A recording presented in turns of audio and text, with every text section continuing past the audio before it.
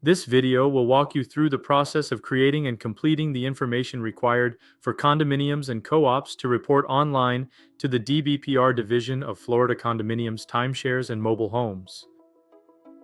You will need access to the following information to complete the online registration: association name, an email that is exclusive to the association, and the association MA and PIN numbers as assigned by the DBPR.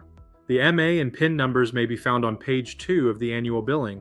Once registered, the information requested by the DBPR includes the following: association main address, association manager name and license number, association management company name and license number, current number of board members, minimum and maximum number of board members required by governing docs, how many current vacancies on the board, each board member first name, last name, title, email and phone number, number of buildings on the property, how ownership shares of common elements are determined for each building, physical address, total habitable stories, total uninhabitable stories, total number of residential units, year certificate of occupancy was issued, construction and common elements and description for the current year, total assessments excluding reserves, total annual amount of reserves collected, total number of special assessments issued, total annual amount of the special assessment,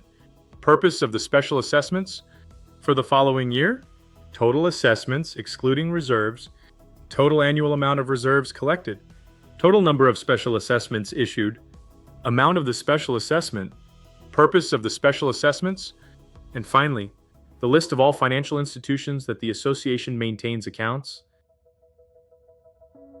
To begin the registration and setup, go to the DBPR homepage at www.myfloridalicense.com. Look to the top right to find My Account. Click on My Account. Look to the bottom left and click on Create My Account. Fill out the information on the user registration screen, including name, email, whether you would like to create your own user ID or use your email, secret question and answer for password recovery.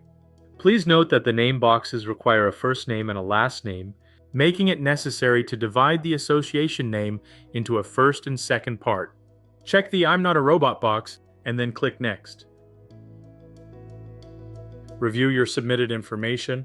Click Edit to change the information and make corrections. Click Save if the information is correct. A temporary password will be sent to you via the email you entered for the association. Click the Return button once you have received the temporary password email.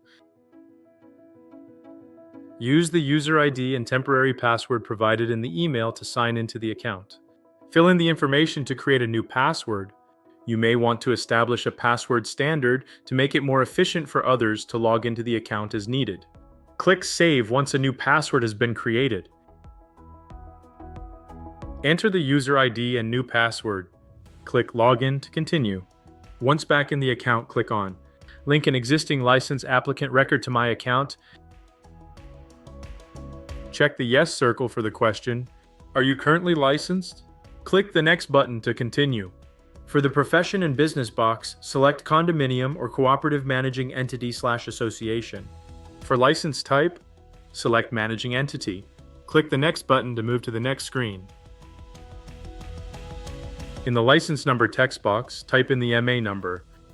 The MA number is assigned to the association as managing entity. It begins with the letters MA. Be sure not to use the association project number. Next, type in the PIN number provided by the DBPR. The MA and PIN numbers can be found on page 2 of the annual billing from the DBPR.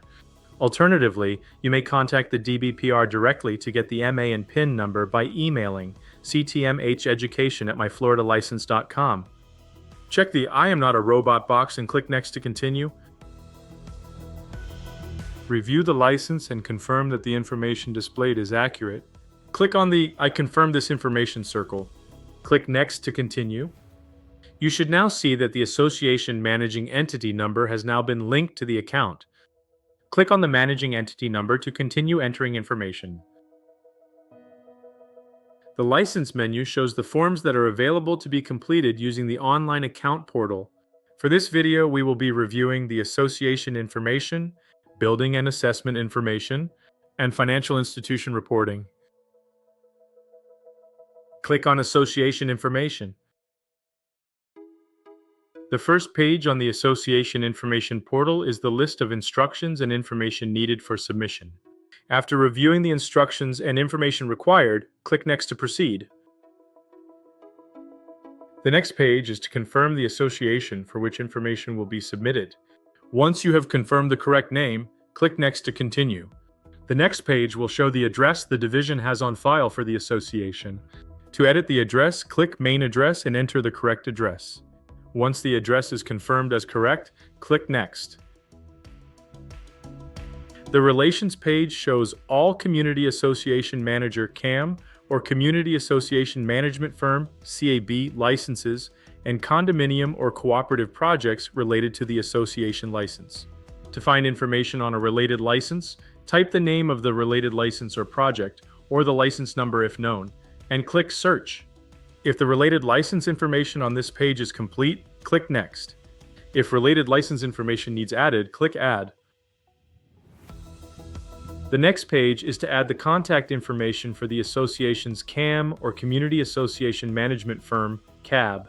To add the contact information, click Add and fill out the name, email, and phone number for the CAM or CAB. Click Next when finished.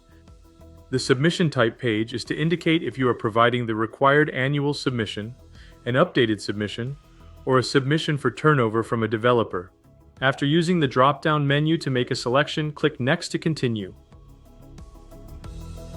The next page is the Association Information page, where you will answer questions related to the association. Only cooperatives must answer the second question to indicate whether or not they are also under the jurisdiction of Florida Statute Chapter 723. Once the information has been filled in, click Next to continue. On the Member Information page, provide the required information for each current board member. Use the Add button to open a new record and enter information for a current board member. After clicking the Add button, you will be directed to the Member Information Add screen. Fill out the information for each board member individually and click Next to complete the submission for the board member's information. Repeat the process until you have entered the information for all board members.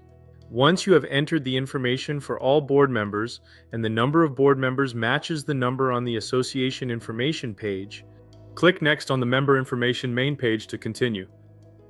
The next page requires that the information of the individual completing the form be submitted for questions or clarification about the submitted information. Once the submitter's information has been filled out, click Next to continue. On the application summary page, the submitted information will be listed. Check the information for completeness and accuracy. If errors are identified, you can click on the previous button at the bottom of every page to get to the page that needs revision. Once the information has been confirmed, there is an attestation that must be completed before clicking on the Submit button. Now you can move on to entering the building and assessment information. Click on the link to begin. The first page on the Association Information portal is the list of instructions and information needed for submission. After reviewing the instructions and information required, click Next to continue. The next page is to confirm the association for which information will be submitted. Once you have confirmed the correct name, click Next to continue. On the Report Information page, answer if the association is a condominium, the number of buildings on the condominium cooperative property, and how are the ownership shares of common elements determined. Once you have filled out the information, click Next to continue. The Building Information page is where you will provide information for each building individually. Use the Add button to open a new record to enter the required information for each building. Please note, the number of buildings on this screen should match the number of buildings on the property listed on the previous page. Once the information for each building is complete, click Next to continue.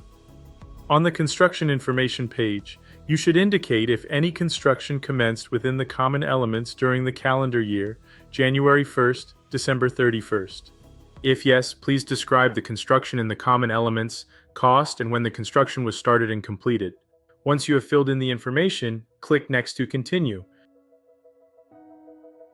On the Assessment Information page, Please provide information about the total annual amount collected from unit owners, excluding reserves, total monetary amount of reserves collected, total number of special assessments issued, and the total monetary amount of special assessments for the current year and for next year's anticipated assessments. If there was a special assessment issued, provide the purposes of the assessments. The format for the answer boxes requires the answer to be submitted as a monetary value. Once you have completed this page, click Next to continue. The financial institution page is where you list all of the financial institutions that the association maintains an account with. To add a financial institution, click the Add button and type the name of the institution. When the list of financial institutions is complete, click Next to continue.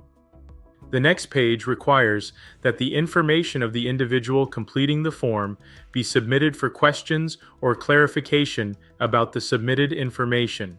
Once the submitter's information has been filled out, click Next to continue.